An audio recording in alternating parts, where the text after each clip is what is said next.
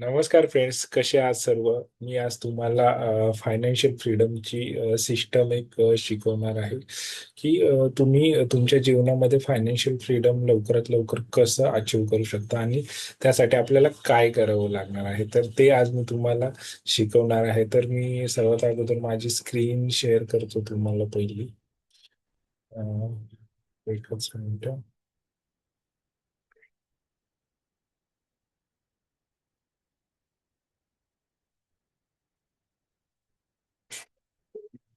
Hope so माझी screen तुम्हाला दिसत असेल. तर बघा, फायनान्शियल फ्रीडमची जर सिस्टम तुम्हाला जाणून घ्यायची असेल तर मी तुम्हाला एक छोटासा प्रश्न विचारणार आहे. तर तो प्रश्न असा आहे की तुमच्या आयुष्यात जास्त पैसा येणं महत्वाचं आहे की तो टिकवणं किंवा वाढणं महत्वाचं आहे? का आहे? तुम्ही थोडा विचार करा. हा मी तुम्हाला पहिला क्वेश्चन विचारला की तुमच्या आयुष्यात जास्त पैसा येणं महत्वाचं आहे की तो पैसा टिकणं आणि वाढणं महत्वाचं आहे? ओके.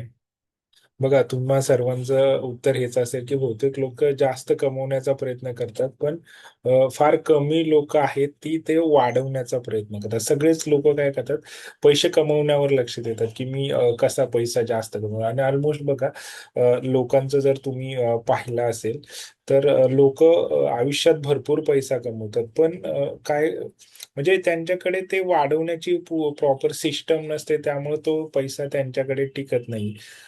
तर असंच म्हणलं तर आपण महिन्याचा पगाराबद्दल जरी विचार केला तरी सेम आहे. आता हे आपण पुढे घेणारच आहे. बरोबर आहे.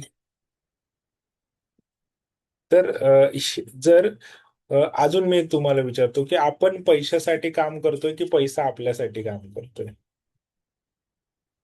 पैसा आपल्यासाठी काम करतोय का आपण पैशासाठी काम करतोय? तर बघा, आपण आपण सर्व पैशासाठी काम करतोय, पण पैसा पैसा आपल्याला कामाला लावतो. म्हणजे आपल्याला पैशाला कामाला लावलं पाहिजे, ते आपण लावत नाहीये. तर आज मी तुम्हाला एक अशी सिस्टम शिकवणार आहे की श्रीमंत लोक वर्षानुवर्षे त्या सिस्टमचा वापर करतायत आणि ही सिस्टम कोणत्याही मोठ्या पगारावर अवलंबून नाहीये. तर म्हणजे तुम्ही पैशाचं योग्य नियोजन केलं तर त्या सवयींवर अवलंबून आहे की ही फायनान्शियल कन्सेप्ट. तर ते आपण एक एक घेणार आहे. तर ही फायनान्शियल फ्रीडमची जी सिस्टम आहे त्यासाठी त्याच्यामध्ये मी तुम्हाला 10 स्टेप्स दिलेल्या आहेत. आणि ह्या 10 स्टेप्स आपण फॉलो केल्या तर एक सामान्य माणूस, म्हणजे आपल्यासारखा एक सामान्य माणूसही म्हणजे म्हणजे आर्थिक श्रेय आणि वेल्थ निर्माण करू शकतो, जर ह्या 10 फायनान्शियल फ्रीडमच्या जर सिस्टम फॉलो केल्या तर. चला तर आपण मग सुरुवात करूया. तर पहिली सिस्टम कोणती आहे? तर पहिली आहे नो वेअर यू स्टँड. म्हणजे आत्ता आपण कुठे आहे हे आपल्याला सर्वात अगोदर पाहायचं आहे की सध्या आपण कुठे स्टँड करतो. आता सध्या आपण कुठे आहे बघा. आपलं आपण महिन्याला पैसे कमवतो, पण आता सध्या आपण स्टे कुठं करतोय, थांबलोय कुठे आहे आपण? बघा, आपल्याला ऍक्सेस म्हणजे ऍक्सेस इन्कम, एक्सपेन्सेस आपले, त्यानंतर सेव्हिंग, इन्व्हेस्टमेंट, डेप्थ वगैरे. म्हणजे फॉर एक्झाम्पल, जर तुमचं इन्कम 70,000 रुपये आहे, एक्सपेन्सेस 55,000 रुपये आहे, डेप्थ 8 लाखाचे आहे, तुमचं कार लोन असेल, होम लोन असेल, त्यानंतर तुमच्या कोणत्या पॉलिसी असतील, अशा XYZ भरपूर गोष्टी आहेत. तर आपल्याला म्हणजे अनालिसिस करायचंय की आता आपण आहे कुठं. जर म्हणजे बघा, जर तुम्हाला महिन्याला पगार येतोय आणि तो 12 महिन्याचा माझा एवढा पगार आहे, तर त्याच्यामध्ये मग माझं घराचा EMI किती आहे, त्यानंतर त्यानंतर तुमचा पॉलिसी असतील, त्यानंतर घर खर्चामध्ये किती जातात, सेव्हिंग कुठे जाते, किती जाते, इन्व्हेस्टमेंट कुठे जाते. तर ह्याचा आपल्याला एक म्हणजे आपल्याला एक डेटा पाहिजे आपल्याकडे की आपण आहे कुठं. आणि हे जर तुमच्याकडे म्हणजे हे जर आपल्याकडे असेल तर आता आपण स्टँड कुठं करतो, ऍक्च्युली आपली सिच्युएशन काय आहे. जर आपल्यावर 10 लाखाचं लोन आहे तर हवं, माझ्याकडे 10 लाखाचं लोन आहे, पण जर तुमच्याकडे लोनच नाहीये तर नाहीये लोन. म्हणजे आपण स्टँड कुठं करतोय आपल्याकडे, म्हणजे महिन्याला पगार येतो 1 लाख रुपये, पण घर खर्चामध्येच 80,000 राहतात, पण 20,000 रुपये राहतात. मग ते 20,000 रुपये आपण योग्य ठिकाणी इन्व्हेस्टमेंट करतोय का? हे सर्व आपल्याला पाहायचंय. म्हणजे आपण कुठे आता म्हणजे कोणत्या सिच्युएशन मध्ये आहे हे आपल्याला कळू शकेल. त्यानंतर जो दुसरा पॉइंट आहे सेट युअर गोल. म्हणजे आपल्याला आता कुठं जायचं, म्हणजे आता बघा गोल सेट करायचं म्हणजे काय करायचं. गोल म्हणजे बघा, गोल म्हणजे बघा, गोलचं मी एक एक्झाम्पल देऊन सांगेल की तुमचं गोल आहे की तुम्हाला मुंबईला जायचं. मी नेहमी हे एकच उदाहरण देतो. तुम्ही पुण्यामध्ये स्टे करता आणि तुम्हाला मुंबईला जायचंय. तर ते तुमचं मुंबईला जायचं गोल आहे. मग त्या गोलमध्ये ह्या ऍक्शन्स येतील की तुम्ही मुंबईला कशासाठी जाणार आहे, कशाने जाणार आहे, किती दिवस स्टे करणार आहे, अशी ह्या सगळ्या गोष्टी. म्हणजे तुमचं गोल हे स्पेसिफिक पाहिजे आणि टाइम बॉन्डिंग मध्ये पाहिजे. तुम्हाला किती वेळात जायचंय, किती वेळ काम आहे आणि रिटर्न किती. म्हणजे हे तुमचं एक प्रॉपर गोल झालं. म्हणजे आपल्याला एक आपलं स्मार्ट फायनान्शियल गोल सेट करायचंय. तर मी इथे एक एक्झाम्पल दिलंय की आपल्याला 20,000 रुपये प्रत्येक महिन्याला इन्व्हेस्टमेंट करायचे आहेत आणि मग तुमची वेल्थ 20 लाख बनेल 5 वर्षामध्ये. तर असं एक स्पेसिफिक, पण ह्याच्यामध्ये एक डेटचा पण म्हणजे इयर्स आपण डिफाईन केले, पण आपलं जे गोल असतं ना ते त्याच्यामध्ये तुमचा तारीख वार वगैरे डिसाईड पाहिजे की मला फ्युचरमध्ये 31 डिसेंबर 2026 पर्यंत मला माझी सॅलरी 1 लाख रुपीज करायची आहे. किंवा मला एस-आय-पी मला प्रत्येक महिन्याला 20,000 रुपये, म्हणजे आता मी एस-आय-पी 10,000 रुपये करतो, तर पुढच्या डिसेंबर पर्यंत येणाऱ्या 31 डिसेंबर 2026 पर्यंत मला माझी एस-आय-पी 20,000 रुपये पर मंथ इन्व्हेस्टमेंट करायची आहे. हे आपलं स्पेसिफिक गोल आपल्याला सेट करायचं आहे. त्यानंतर तिसरं आहे track your daily track where your money goes. म्हणजे आपला हा पैसा कुठं जातोय तो आपल्याला ट्रॅक करायचा. म्हणजे मी तुम्हाला तेच सांगितलं की आपल्याला महिन्याला पगार येतोय, तो आपल्याला ट्रॅक करायचा की हा जातोय कुठे. ट्रॅक म्हणजे आता हा ट्रॅक तुम्ही कसा करू शकता, तर बघा मी एक सिंपल सांगतो. मी स्वतः एक डायरी यूज करतो आणि ते माझे जे बुक्स आहेत थिंक रिच, त्याच्यामध्ये पण मी हे मेन्शन केलंय की ऑलमोस्ट मी म्हणजे आता भरपूर वर्ष झाले ही डायरी मेंटेन करतो. आणि डायरीमध्ये काय केलंय, 4 कॉलम बनवलेले आहेत. पहिला कॉलम आहे त्याच्यामध्ये लिहिलंय मी डेट, म्हणजे मंथ टू मंथ असते द डेट. डेट नंतर आहे दुसरं माझं एक्सपेन्सेस, तिसरं आहे नीड आणि चौथं आहे वॉन्ट. म्हणजे ह्याच्याप्रमाणे मी ट्रॅक करतो की माझे एक्सपेन्सेस, की हे एक्सपेन्सेस कुठे जाते. म्हणजे आज जर मी कुठे मार्केटमध्ये चहा पिला किंवा भाजी घेऊन आलो ऑफिसवरून येताना, तर अशा कोणत्याही गोष्टी आहेत तर त्या मी डेली टू डेली ट्रॅक करतो. म्हणजे सकाळपासून जे एक्सपेन्सेस झाले, संध्याकाळी झोपायच्या अगोदर आपल्याला ते ट्रॅक करायचं. म्हणजे आपल्याला कळेल की आपली सॅलरी, इथं एक्झाम्पल दिल्याप्रमाणे 60,000 सॅलरी आहे, शॉपिंग मध्ये 9,000 रुपये गेले, ऑनलाईन मध्ये 6,000 रुपये गेले, घर भाडं गेलंय, गेलंय, अजून काय आपले ईएमआय वगैरे आहे, पर्सनल लोन असेल त्याचे जाऊन आपल्याकडे किती. म्हणजे हे आपल्याला एक नोटबुक करून आपल्याला ट्रॅक करायचं आहे. तर ऑलमोस्ट हे पण तुम्हाला कळायला असेल, ट्रॅक आपल्याला आपले पैसे करायचे. आणि त्यानंतर का चौथं आहे स्पेनलेस ऑन युजलेस जंक. म्हणजे जिकडे गरज नाहीये तिकडे आपल्याला पैसे स्पेंड करायचे नाहीये. तर बघा मी मागाशी सांगितल्याप्रमाणे आपल्याला जे आपण एक्सपेन्सेस स्पेंड करतो ना ते डिफरन्सेस करायचे नीड आणि वॉन्ट याच्याप्रमाणे. म्हणजे नीड जे गरजेचं आहे बघा, तुम्हाला घरामध्ये भाजीपाला डेली लागतो तो आणायचा आहे, तर ती काय आहे आपली नीड आहे. पण जर तुम्हाला म्हणजे काय झालंय की घर म्हणजे आपल्याला वडापाव खायचा आहे किंवा आपण बाहेर गेलो आपल्याला चहा प्यायचा आहे, मिसळ खाणार आहे आपण, असं वेगळ्या ज्या गोष्टी आहेत त्या आणून ज्याची गरज नाही आहे आपल्याला, तर त्या वॉन्ट मध्ये आहेत. म्हणजे घरामध्ये पण एखाद्या गोष्टीची गरज नसते तरी पण आपण अ, आणतो ती. अशा ह्या वॉन्ट मधल्या गोष्टी आहेत. तर ह्याच्यामध्ये आपल्याला डिफरन्शिएट करायचे आणि लेस स्पेंड करायचे वॉन्टवाल्या गोष्टींवर. नीडवाल्या गोष्टींवरच आपल्याला जास्त स्पेंड करायचं, वॉन्टवाल्या गोष्टींवर करायचं नाही. तर मी एक्झाम्पल दिलंय, जर तुमची वॉन्ट आहे कॉफी, ही तुमची नीड नाही वॉन्ट आहे, जर कॉफीवर तुम्ही 250 रुपये पर डे जर खर्च करत असाल तर वर्षाचे 90,000 रुपये होतात. जर हेच एक्झाम्पल तुम्ही 10 रुपयांनी जरी घेतलं, 10 रुपये जर तुम्ही डेलीचे डेलीचे चहा मागे करत असाल तर बघा 10 रुपयांनी 10 दिवसाचे 100 रुपये होतात, तर 30 दिवसांचे 300 रुपये होतात. 12 महिन्याचे किती झाले? 3,600 रुपये. 12 महिन्याचे 10 रुपयाची कॉपी आहे ती तुम्ही 250 रुपयाची कॉपी, तर एवढे पैसे येऊ शकतात बघा. जर आपण डेलीचे 50-50 रुपये जरी सेव्ह केले ना, तर आपल्या EMI म्हणजे एक एक्स्ट्रा EMI पण सुद्धा भरू शकतो बघा. जर तुमच्या घराचा EMI आहे 10,000 रुपये समजा, आणि तुम्ही डेलीचे 50-50 रुपये सेव्ह करताय, किंवा तुम्ही तुम्ही जरी 10 रुपये जरी डेलीचे सेपरेट काढले, की हा मला माझ्या घराचा EMI आहे आणि मला एक एक्स्ट्रा EMI भरायचा आहे. तर बघा 10 रुपये जर आपण सेपरेट काढले, तर बघा सर्वांनी मोबाईल घ्या. 10 रुपये तुम्ही डेलीचे सेपरेट करताय. बरोबर? फक्त किती? 10 रुपये. आणि हे 10 रुपये तुम्ही सेपरेट करताय. तर हे 365 दिवस म्हणजे बघा 10 × 365 दिवसांनी किती? 3,650 रुपये आपले होईल, आणि ह्याचं जर आपण रोजचे 100 रुपये सेव्ह केले तर 36,500 रुपये होऊ शकतात. त्यानंतर जर डेलीचे आपण 50 रुपये जरी बाजूला काढले तरी 18,250 आपला एक एक्स्ट्रा EMI जाऊ शकतो की नाही. म्हणजे आपण 10 रुपये, 50 रुपये, 100 रुपये जरी डेलीचे सेपरेट काढले, तरी आपण आपला प्रत्येक वर्षामध्ये आपले 12 EMI असतात घराचे, तर आपण एक एक्स्ट्रा EMI भरू शकतो त्याच्यामध्ये. तर असं आहे की आपल्याला नीड आणि वॉन्ट मध्ये डिफरन्शिएट करायचं आहे.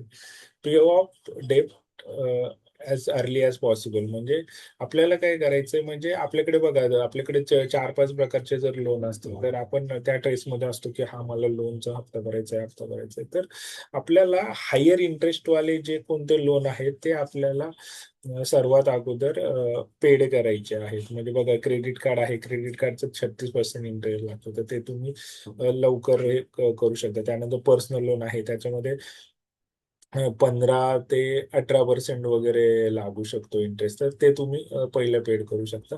आणि सगळ्यात सेफ असतं ते म्हणजे ऑलमोस्ट होम लोन, कारण की त्याचा इंटरेस्ट अराउंड 7 to 8%, 9% वगैरे असतो. तर तुम्ही लास्टला ठेवू शकता. पण हायर इंटरेस्ट, त्याच्यापेक्षा जास्त जे इंटरेस्ट रेट आहेत ते आपल्याला सर्वात अगोदर पे करायचे. म्हणजे ह्याचा अर्थ असा नाही की होम लोन आपल्याला लवकरात लवकर हे करायचं नाही. आपल्याला होम लोन पण लवकरच करायचंय, पण आपण जे कॅटेगराईज केले ना, की आपल्याकडे 2-4 प्रकारचे लोन आहेत, तर त्याच्यामधून कॅटेगराईज करून हायर इंटरेस्टवाला आहे ते आपल्याला लवकरात लवकर पेड करायचं आहे. पे युअर सेल्फ फर्स्ट. म्हणजे पे युअर सेल्फ फर्स्ट ह्याच्यासाठी मी एक महत्वाचं सांगेल, की पे युअर सेल्फ फर्स्ट म्हणजे काय? तर तुमची सॅलरी आली, महिन्याच्या अगोदर तुम्हाला सॅलरी, महिना एक कंप्लीट झाला, तुम्हाला सॅलरी आली, बिझनेसमधून इन्कम आला. तर आपल्याला काय करायचंय, आपल्या स्वतःसाठी पहिले पैसे द्यायचे. त्याच्यानंतर आपल्याला बाकी गोष्टींसाठी हे करायचे. म्हणजे की तुम्हाला पैसे सेव्ह करायचेत, EMI भरायचा आहे, ज्या कोणत्या गरजेच्या गोष्टी आहेत, म्हणजे स्वतःसाठी ते पहिले, फ्युचरच्या प्लॅनिंगसाठी पहिले आपल्याला पैसे स्पेंड करायचे आहेत, आणि नंतर जे उरलेले पैसे आहेत, त्याच्यामध्ये मग आपल्याला ज्या वॉन्टवाल्या गोष्टी आहेत त्याच्यावर आपल्याला स्पेंड करायचं आहे. म्हणजे ॲटलीस्ट आपण काहीतरी सेव्ह करू शकतो. म्हणजे हे पण कळायचं, सेव्ह सरप्लस मनी म्हणजे आपल्याला काय एक्स्ट्रा मनी आहे ते आपल्याला सेव्ह करायची आहे. त्यानंतर आहे क्रिएट मोर इन्कम सोर्स. सर्वात महत्वाचं आहे की आपल्याला मोर इन्कम सोर्सेस क्रिएट करायचे आहेत. आपल्याला एकाच इन्कम सोर्सवर बसायचं नाही. आपल्याला मल्टिपल इन्कम सोर्सेस तयार करायचे आहेत. बघा, मी पण स्वतः ऑलमोस्ट 5 ते 6 इन्कम सोर्सेस माझ्याकडे क्रिएट आहेत. तर बघा, आपल्याकडे जर आपली सॅलरी येत असेल, तर आपण फ्रीलान्सिंगमध्ये कोणतं तरी काम करू शकतो, कोचिंग करू शकतो, रेंटल इन्कम आहे, YouTubeवर तुम्ही व्हिडिओ टाकून तिकडून इन्कम करू शकता. मी नंतर एक पुस्तक लिहिलंय, तर मला पुस्तकाचा एक इन्कम मिळतो. त्यानंतर तुम्ही शेअर मार्केटमध्ये मध्ये का करू शकता त्याच्यामधून. त्यानंतर तुम्ही इन्शुरन्स एजंट बनू शकता, त्यानंतर म्युच्युअल फंड डिस्ट्रीब्युटर बनू शकता. असे वेगवेगळे मार्ग आहेत, त्यातून आपल्याला इन्कम सोर्सेस क्रिएट करायचे आहेत. आणि बघा, प्रत्येक व्यक्तीमध्ये एक्स्ट्रा काहीतरी स्किल असतं, आणि त्याच्याकडे तो एक वेगळा इन्कम क्रिएट करू शकतो. पण जर आपण एका जागी स्टॉप झालं, माझ्याकडे काही नाहीये, असं होणार नाहीये. बघा, कमी म्हणजे तुमच्याकडे कमी भांडवल म्हणजे तुमच्याकडे पैसे नसतील तरी तुम्ही इन्कम. आता बघा युट्यूबवर तुम्ही इन्फॉर्मेटिव्ह गोष्टी टाकल्या बघा, आजकाल मार्केटमध्ये सगळा डेटा अवेलेबल आहे, नॉलेजफुल गोष्टी तुम्ही रेकॉर्ड केल्या आणि त्या युट्यूबवर टाकल्या तरी पण तुम्हाला इन्कम मिळू शकतो. त्यानंतर तुम्ही एखादं घर वगैरे आहे ते तुम्ही रेंटने देऊ शकता, तुमची बाईक सायकल रेंटने देऊ शकता. त्यानंतर तुम्ही कोचिंग करू शकता. त्यानंतर तुम्ही फ्रीलान्सर मधून पण म्हणजे इन्कम क्रिएट करू शकता. तर असे आपल्याला मल्टिपल इन्कम सोर्सेस क्रिएट करायचे आहे. त्यानंतर जो आठवा आहे avoid lifestyle inflation. Avoid lifestyle inflation म्हणजे काय? तर बघा की आपली प्रत्येक वर्षाला आपली सॅलरी वाढते. तर बघा महागाई पण प्रत्येक वर्षी त्याच्याप्रमाणे वाढतच असते. तर आपल्याला आपल्याला आपण महागाई म्हणजे सॅलरी वाढली की आपण काय करतो, आपली लाईफस्टाईल इन्क्रीज करतो. म्हणजे आपण जर बघा एक एक्झाम्पल घ्यायचं म्हटलं तर बघा पहिले आपण पायी ऑफिसला जात होतो. त्याच्यानंतर मे बी सायकल आली, सायकल नंतर बस आली, त्यानंतर तुम्ही कारने जायला लागला. अ, असं आपण आपली लाईफस्टाईल वाढवतो. तर आपल्याला तसं नाही आपण बघा आपण जे कपडे असतात त्याचं जरी उदाहरण घेतलं तर त्याच्यामध्ये पण सेमच आहे की अ, आपण आपली लाईफस्टाईल वाढवतो. म्हणजे पहिले आपण नॉर्मल दुकानात जात असेल तर नंतर मॉलमध्ये जातो. अशा वेगळ्या ठिकाणी त्याच्यामुळे आपले काय होतात, घरातले खर्च आहेत ते वाढत जातात. म्हणजे आपल्याला काय करायचंय की हे जे इन्फ्लेशनला आपल्याला इन्फ्लेशन प्रमाणे लाईफस्टाईल आपल्याला अ, आपल्याला कंट्रोलमध्ये ठेवायची. म्हणजे आपल्याला आपली म्हणजे जर आपली सॅलरी वाढली तर आपल्याला आपली इन्व्हेस्टमेंट वाढवायची आहे. कारण की इन्फ्लेशन महागाई वाढते बघा, प्रत्येक वर्षीची महागाई पाहिली तर 6 to 7% ने महागाई वाढते. बरोबर आहे. तर आपल्याला त्याच्याप्रमाणे ऍडजस्ट करायचं आहे. त्यानंतर 9वा आहे इन्व्हेस्ट इन युअर फ्युचर. म्हणजे आपल्याला आपल्या फ्युचरमध्ये इन्व्हेस्टमेंट करायचं आहे. बरोबर आहे की नाही? बघा आपण जर आपल्या स्वतःमध्ये जर इन्व्हेस्टमेंट केलं तर आपल्याला स्वतःमध्ये इन्व्हेस्टमेंट केलं तर आपल्याला त्याचे रिटर्न्स 10x मिळू शकतात. पण तुम्ही स्वतःवरच इन्व्हेस्टमेंट नाही केली बघा. तुम्ही कंपनीमध्ये काम करता आणि कंपनीमध्ये बघा वेगवेगळे लोक असतात. तर बघा एक व्यक्ती आहे त्याला 10,000 सॅलरी आहे, कोणाला 50,000 आहे आणि कोणाला 1,00,000 रुपये आहे. तर तुम्ही कधी विचार केला की क्या ह्या सर्वांमध्ये डिफरन्शिएट काय असेल? तर बघा जो 1,00,000 रुपये आहे त्याच्याकडे काहीतरी वेगळं नॉलेज असेल, टॅलेंट असेल, त्याच्यामुळे त्याला 1,00,000 रुपये सॅलरी आहे. तर असंच आहे की आपल्याला आपल्या स्वतःमध्ये किंवा आपल्याला आपल्या फ्युचरसाठी आपल्याला इन्व्हेस्टमेंट करायचं आहे.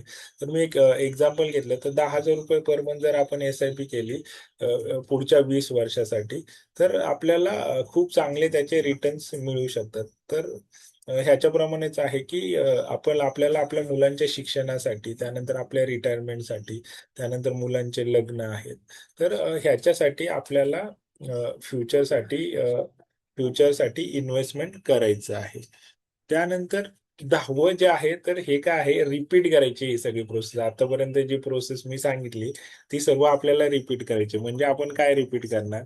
तर बघा आपल्याला आपण कुठे आहे, आपण कुठे स्टँड करतो ते आपल्याला शोधायचं आहे, की जे आपले खर्च आहेत त्यातून आपण कुठे स्टँड करतो. दुसरं आहे आपल्याला आपलं गोल सेट करायचं आहे. तिसरं जे आहे ट्रॅक करायचं आहे, आपले पैसे कुठे जात आहेत. त्यानंतर चौथं आहे की स्पेंड लेस अनलेस म्हणजे म्हणजे आपल्याला कमी स्पेंड करायचे आहे, म्हणजे कुठेही पैसे यूज करायचे नाहीयेत. त्यानंतर पे ऑफ डेप फर्स्ट, म्हणजे हाय इंटरेस्टवाले जे डेप्ट आहे ते पहिले क्लिअर करायचे. सेव्ह सरप्लस मनी, एक्स्ट्रा अमाउंट जर आपल्याकडे सरप्लस असेल घरचे खर्च संपल्यानंतर, तर ते आपल्याला सरप्लस मनी पण आपल्याला आहे तो सेव्ह करायचा आहे. क्रिएट मोर इन्कम सोर्स, म्हणजे वेगवेगळे इन्कम सोर्स आपल्याला अजून क्रिएट करायचे आहेत. अवॉइड लाईफस्टाईल इन्फ्लेशन, म्हणजे जसा जसा पगार वाढतो त्याच्याप्रमाणे आपल्याला आपल्याला आपले खर्च पण कंट्रोल ठेवायचे आहेत, ते खर्च वाढवायचे नाहीयेत. आणि इन्व्हेस्ट इन युअर फ्युचर, म्हणजे आपल्याला आपल्या फ्युचरसाठी इन्व्हेस्टमेंट करायची आहे. तर असं ह्या सगळ्या 10 स्टेप्स आहेत. तर ह्या 10 स्टेप्स आपण फॉलो केल्या तर एक म्हणजे एक फायनान्शियल फ्रीडम आपण योग्यरित्या प्रॉपरली अचीव्ह करू शकतो. आणि हा फायनान्शियल फ्रीडमचा फॉर्म्युला काय आहे, अर्न मोर, म्हणजे सगळ्यात जास्त आपल्याला आपल्याला सगळ्यांना कमवायचं जास्त आहे. जर आपण कमवलंच नाही जास्त तर कसं होणार? जर 10,000 सॅलरी आहे तर 10,000वर बसलं तर कसं? तर आपल्याला मोर अर्न करायचे वेगवेगळ्या मल्टिपल इन्कम सोर्सनी. आणि जे स्पेंड आहे ते स्मार्ट स्पेंड करायचं आहे. म्हणजे जे आपण खर्च करतो ते स्मार्टली, म्हणजे ज्याची गरज नाही त्या गोष्टींवर आपल्याला खर्च करायचा नाही. नाहीतर अनवॉन्टेड गोष्टी आपण आपल्या घरामध्ये, आज आपण आपल्या आजूबाजूलाच आता पहा की किती अनवॉन्टेड गोष्टी आपल्या घरामध्ये आहेत. तर ह्या अनवॉन्टेड गोष्टी आपल्याला गरज नाहीये त्या गोष्टी घ्यायच्या नाही. त्याचा आपण वन टाइम यूज करतो. बघा, जर आपण जर डीमार्टला गेलो तर आपल्याला तिकडे गोष्टी दिसतात, तर त्या दिसल्या की आपण लगेच बकेटमध्ये टाकतो, बकेटमध्ये टाकतो. आणि आपलं त्यानंतर तुम्ही ज्यावेळी जायच्या वेळी तुमचे 5,000च होणार असतील तर ते 8,000 बिल झालेलं असतं. त्यानंतर आपल्याला पैसे सेव्ह करायचे. प्रत्येक महिन्याला आपल्याला काहीतरी पैसे सेव्ह करायचे, वाचवायचे पैसे. ते इन्व्हेस्टमेंट करायचे. बघा, जर तुमच्याकडे पैसे असतील, कपाटामध्ये तुम्ही ₹10,000 ठेवलेत आणि 5 वर्षानंतर नाही तर 10 वर्षानंतर ते पैसे काढले, तर ते ₹10,000च असतील. ते पैसे म्हणजे तुमचे जे पैसे आहेत ते अ, वाढलेले असतील का? नाहीये. पण जर तुम्ही ते पैसे इन्व्हेस्ट केले, तर तुम्हाला त्याचे काहीतरी रेट ऑफ इंटरेस्ट मिळेल पर्सेंटेजमध्ये. आणि तुम्ही ते म्हणजे पैसे वाढवू शकता. आणि ही प्रोसेस आपल्याला रिपीट करायची, म्हणजेच फायनान्शियल फ्रीडम आहे. म्हणजे काय, ह्या छोट्या छोट्या गोष्टी आहेत. म्हणजे फायनान्शियल फ्रीडम मिळवणं म्हणजे काय मोठं काही रॉकेट सायन्स नाहीये. आपल्याला छोट्या छोट्या गोष्टी आहेत आणि ह्या छोट्या छोट्या गोष्टीच आपल्याला मोठी संपत्ती निर्माण करून देणार आहे. बघा, हे आर्थिक स्वातंत्र्य आहे ते एका दिवसात मिळेल का? तर नाही मिळणार. पण आपण जर योग्य निर्णय घेतला तर आपल्याला आपल्याला ते म्हणजे मिळू शकतं. बरोबर आहे का? आपल्याला आर्थिक स्वातंत्र्य एका दिवसात तर मिळणार नाही, पण योग्य निर्णय घेतला तर एक दिवस आपल्याला नक्की मिळेल. म माझा म्हणजे आजचा प्रश्न हा नाही की तुम्ही किती कमवता. प्रश्न आहे की तुम्ही तुमच्या पैशाला योग्य दिशा देता का? तर तुम्ही जर पैशाला योग्य दिशाच नाही दिली, तर पैसा ग्रो कसा होणार? तर त्यासाठी आपल्याला आपल्या पैशाला योग्य ठिकाणी इन्व्हेस्ट करायला लागेल. म्हणजे आता म्हणजे आजच चालू करा पैशाला, म्हणजे start start today, stay consistent, म्हणजे कंटिन्युअसली इन्व्हेस्टमेंट करत राहा आणि बिकम फायनान्शियली फ्री. म्हणजे जो स्मार्ट मंत्र म्हटला तरी चालेल हा, की स्टार्ट टुडे, म्हणजे आजपासून इन्व्हेस्टमेंट करायला चालू करा. तुमच्या पैशाला म्हणजे जे पैशाचं झाड आहे ना, ते झाड लावा म्हणजे आजच. म्हणजे आजपासूनच लावा. नाही तर आपण काय बोलतो, नाही उद्या करतो, 1 तारखेला करतो, मंडे आला की मंडेला चालू करू. आपल्या जिमला जायचंय, नको आज नको, 1 तारखेला चालू करू, 1 जानेवारीला चालू करू. असे किती 1 जानेवारी आले आणि गेले. न करता आजच सुरुवात करा. आजच आपल्याला आपलं एक छोटंसं म्हणजे पैशाचं झाड आपल्याला लावायचंय. कन्सिस्टंटली त्याला आपल्याला पाणी घालायचंय, म्हणजे प्रत्येक महिन्याला आपल्याला त्याच्यामध्ये काहीतरी पैसे टाकायचे. तर आपण थोड्या दिवसानंतर फायनान्शियली फ्री बनणार. त्या झाडाला फळं येतील, असं आहे. आणि ह्याच्याप्रमाणे जर आपण केलं तर लवकरात लवकर आपण फायनान्शियली फ्री बनू शकतो. तर हे ऑलमोस्ट तुम्हाला हे सर्व समजलं असेल, की काय करावं लागेल. आणि जर ही प्रोसेस फॉलो केली तर आपण 101% फायनान्शियली फ्री होऊ शकतो. त्यासाठी इमिजिएट ॲक्शन घ्या. लवकरात लवकर अ, पैसे सेव्ह करा, इन्व्हेस्ट करा आणि फायनान्शियली फ्री व्हा. आणि जर तुम्हाला कोणताही प्रॉब्लेम असेल तर मी एक म्हणजे तुम्हाला म्हणजे आपले फायनान्शियल चेकअप, म्हणजे तुमच्या आयुष्यामध्ये तुम्ही पैसा कमवताय, जातो कुठं, ह्याचा एक फायनान्शियल चेकअप करायचा असेल तर तुम्ही मला कनेक्ट करू शकता. जर तुम्हाला वाटलं की हा बाबा मला माझ्या फायनान्शियल फ्रीडमचं चेकअप करायचंय, तर तुम्ही मला DM करू शकता. Thank you so much. भेटूया आपण नेक्स्ट सेशनमध्ये. Thank you.